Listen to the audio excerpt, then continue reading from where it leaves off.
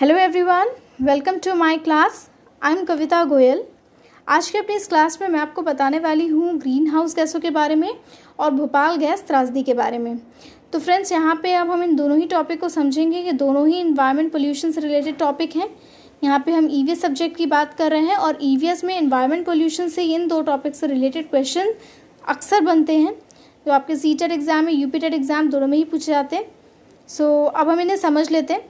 सबसे पहले बात करते हैं हम ग्रीन हाउस गैसों के बारे में। तो देखिए, ग्रीन हाउस गैसों की संख्या आपकी 6 है, ओके, जिसमें आपकी कार्बन डाइऑक्साइड गैस आती है, methane, nitrogen oxide, hydrofluorocarbon, perfluorocarbon और सल्फर हेक्साफ्लोराइड गैस आती है। ये सभी के नाम मैंने यहाँ पे मेंशन किए हैं इस तरह से। सबसे पहले हम ये जान लेते हैं कि जो ये गैसें, जो ग्रीन हाउस गैसें कहलाती हैं, ये कैसे उत्पन्न होती हैं।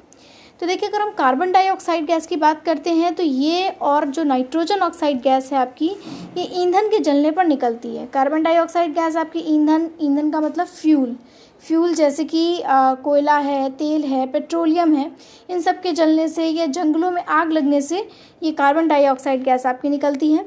इसी तरह नाइट्रोजन गैस भी आपकी ईंधन के जलने पर निकलती है।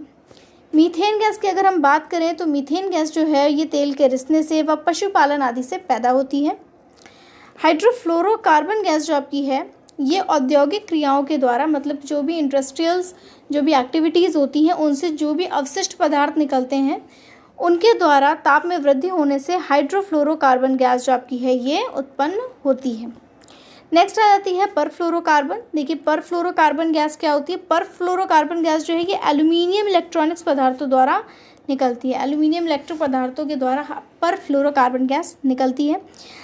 सल्फर हेक्साफ्लोराइड गैस जो है ये गंधयुक्त ईंधन का दहन, जो अम्लीय वर्षा का कारक है, मतलब गंधयुक्त ईंधन को दहन करने से आपकी सल्फर हेक्साफ्लोराइड गैस निकलती है। ओके, सो यहाँ पे हमने ये 6 ग्रीन हाउस गैसों के बारे में जाना। इससे रिलेटेड क्वेश्चन अक्सर सीटेट में इस तरह से बन के आता है, जहाँ पे आपको 4 ऑप्शंस दे दिए जाएंगे और आपसे अक्सर करके पूछा जाता है कि इन चारों में ग्रीन हाउस गैस कौन सी नहीं है, या इन सभी में से ग्रीन हाउस गैस कौन सी है।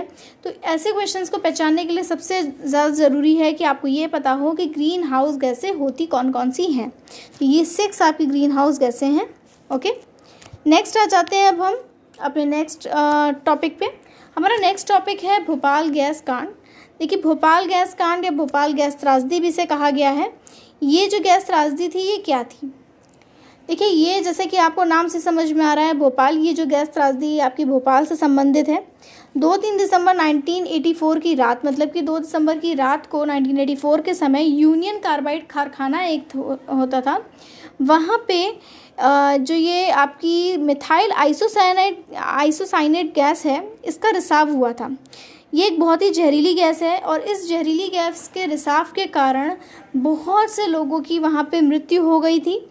ओके, तो यहाँ पे अक्सर इससे रिलेटेड क्वेश्चन आपका सीटेट में पूछा जाता है, जिसमें अक्सर करके ये क्वेश्चन आता है कि आपका जो ये भोपाल गैस कांड है ये किस कंपनी में हुआ था। तो ये हुआ था आपका यूनियन कार्बाइड कारखाने में, जो कि आपका भोपाल में है।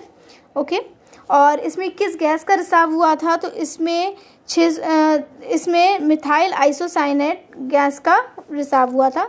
ये पानी में घुल गई थी और इसके घुलने के कारण एक रासायनिक क्रिया हुई और रासायनिक क्रिया के द्वारा टैंक में जो दबाव था वो बढ़ गया और टैंक खुल गया। ओके, टैंक में ये जहरीली गैस पानी में घुल गई, जिससे रासायनिक क्रिया हुई और रासायनिक क्रिया के कारण टैंक का दबाव बढ़ गया और टैंक खुल गया। सो इस कारण से ये जो भोपाल गैस त्रासदी है ये हुई थी और इस गैस त्रासदी में 15,000 से अधिक लोगों की जानें गई थी। बहुत से लोग अपंग हो गए थे और बहुत से लोग अंधेपन का भी शिकार हो गए थे इस गैस त्रासदी के कारण। ओके, सो होपफुली आपको ये दोनों ही चीज़ें समझ में आई होंगी। ये दोनों ही मोस्ट इम्पॉर्टेंट पॉइंट थे पर्यावरण प्रदूषण से रिलेटेड। पर्यावरण प्रदूषण का जब चैप्टर से कुछ भी क्वेश्चन इस पर पूछा जाता है तो अक्सर करके इन 2 टॉपिक से क्वेश्चन मोस्टली बन के आते हैं, और जो आपका भोपाल गैस त्रासदी है इससे तो क्वेश्चन ज़रूर से ज़रूर ही आता है। सो आप इन दोनों टॉपिक्स को अच्छे से लर्न कर लीजिए। Okay, so thank you friends, thank you for watching.